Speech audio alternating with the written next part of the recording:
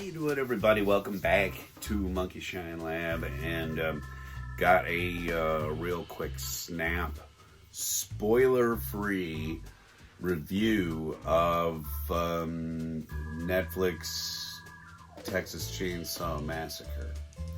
My wife and I just got done watching it. It was just released today, I believe, so many of you probably have seen it.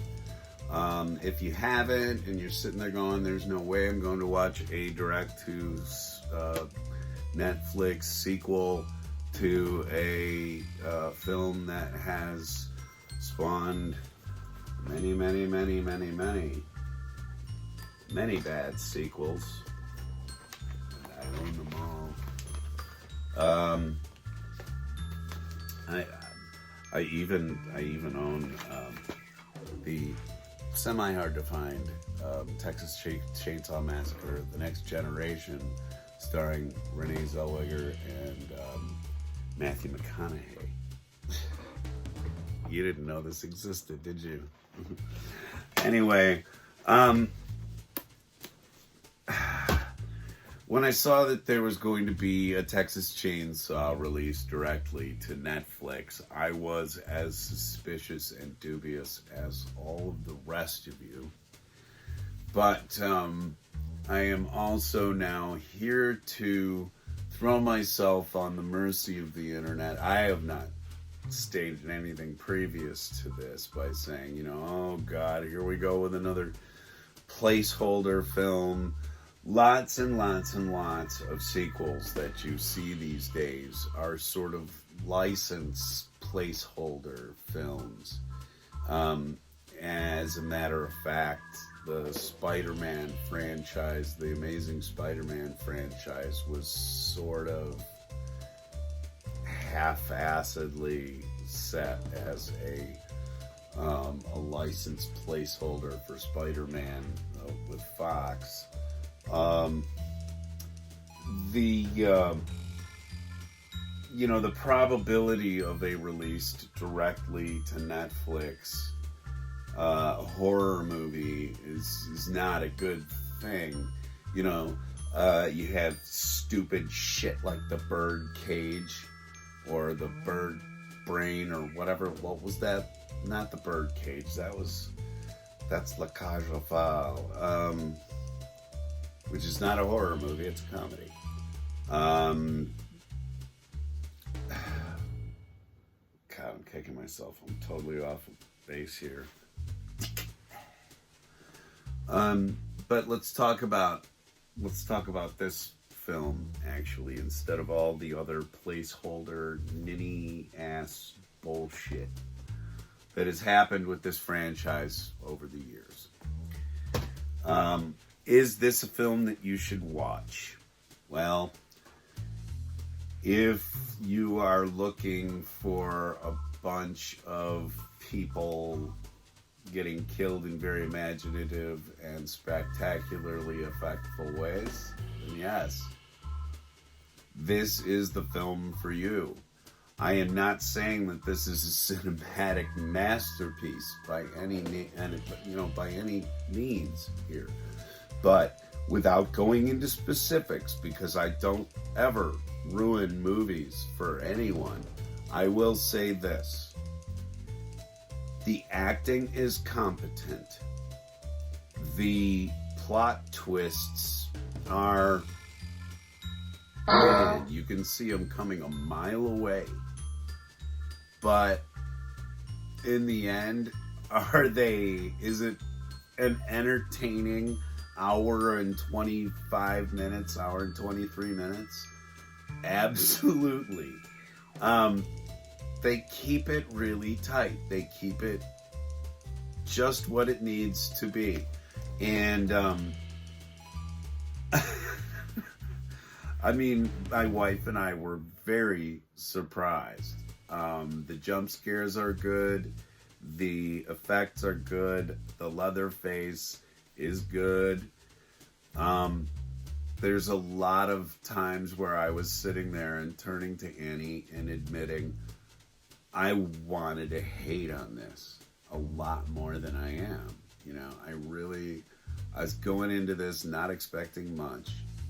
And if you go in with your sights kind of low and you check your brain at the door, because there's a couple of moments where you just really got to go, all right, I'm going to wade through this because there's going to be some quality kills on the other end of this sewer pipe. Then you'll be all right. You'll be all right. There were some genuinely startling moments with the effects and with the soundtrack and stuff. There were some neat nods to the original. And again, I don't want to go into this, but too heavily. I don't want to give away any spoilers, but I think it's not a spoiler to say that this film is a direct sequel to the 1973 film. Others of them have been too, and so that's all right. But I will tell you that this one has if you haven't seen the original Texas Chainsaw Massacre, you should sit through at least that original, and then you should watch this, because you will appreciate most of the other things that they do in this film a lot more than if you didn't. The other thing is that if you have slogged through all of the cinematic crap, this is by far and away floats to the top. There's a lot of fiber, and this had adequate fiber in its diet to float. Or I don't know. I was making a poop joke, but now I can't even remember what the actual thing is. Anyway, I just wanted to sit down really quick and let you all know, if you're looking for a movie with some genuinely wonderful, horrific moments, then, you got to see it.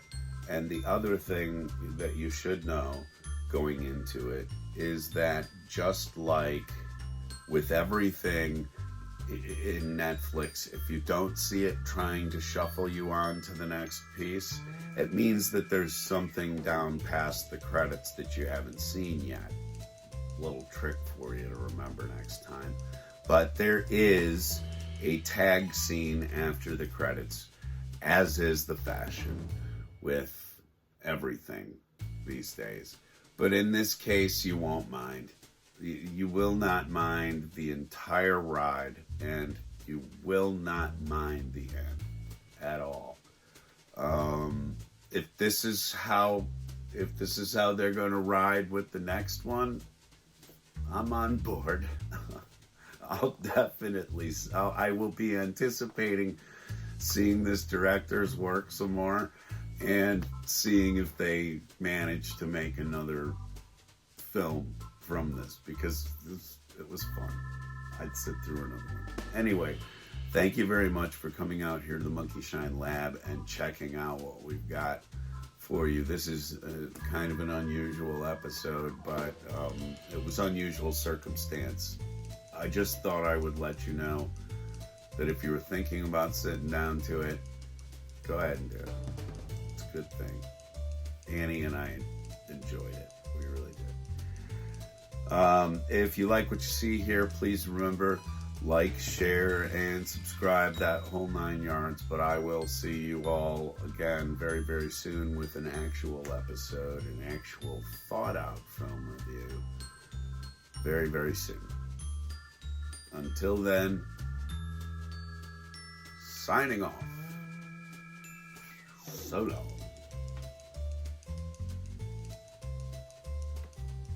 Oh wait, I'm still in frame. In my head, that looked cooler than it probably did.